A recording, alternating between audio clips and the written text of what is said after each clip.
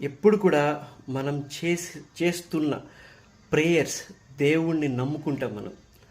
అది అల్లా కావచ్చు, ఈశ్వరుడు కావచ్చు, రాముడు కావచ్చు, కృష్ణుడు కావచ్చు, జీసస్ కావచ్చు, బుద్ధుడు కావచ్చు, ఎవరైనా సరే ఈ నేచర్లో ఒక పవర్ అంటూ ఉంది.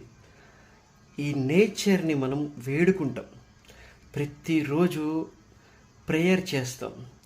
నా లైఫ్లో మంచి జరగాలి, నా లైఫ్ బాగుండాలి అని చెప్పేసి రోజు అనుకుంటాం. ప్రతిసారి ఏదైనా పని స్టార్ట్ చేసే ముందు ఈ నేచర్కి దండం పెట్టుకుంటాం, దేవుడా అంతా మంచే జరగాలి అని చెప్పేసి.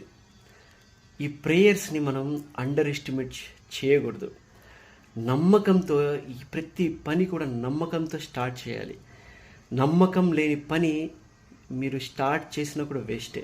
నమ్మకంతో ఎలా అంటే, నేను చేయబోతున్న పనికి దేవుడు తోడుగా ఉంటాడు, ఈ నేచర్ తోడుగా ఉంటుంది అని నమ్ముతూ మనస్ఫూర్తిగా మనం పని స్టార్ట్ చేసి మనస్ఫూర్తిగా ఆ పనిని ఎలా అయినా సరే సక్సెస్ఫుల్ చేయాలన్న తపనతో మనం పని చేసుకుంటూ వెళ్తే ఆటోమేటిక్గా ఆ సక్సెస్ అనేది మన లైఫ్లో వస్తుంది.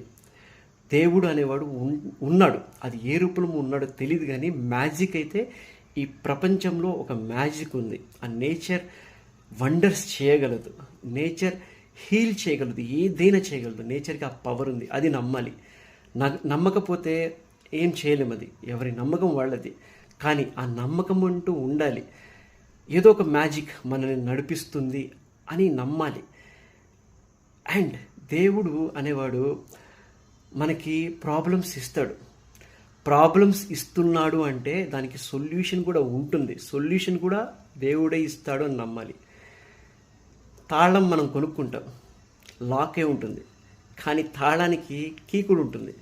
సో ఆ కీ ఉంటుంది ఓపెన్ చేయడానికి, లాక్ చేయడానికి కీ ఉంటుంది, ఓపెన్ చేయడానికి కూడా కీ ఉంటుంది. సో ప్రాబ్లం అనేది లాక్ అయితే కీ అనేది ఒక సొల్యూషన్.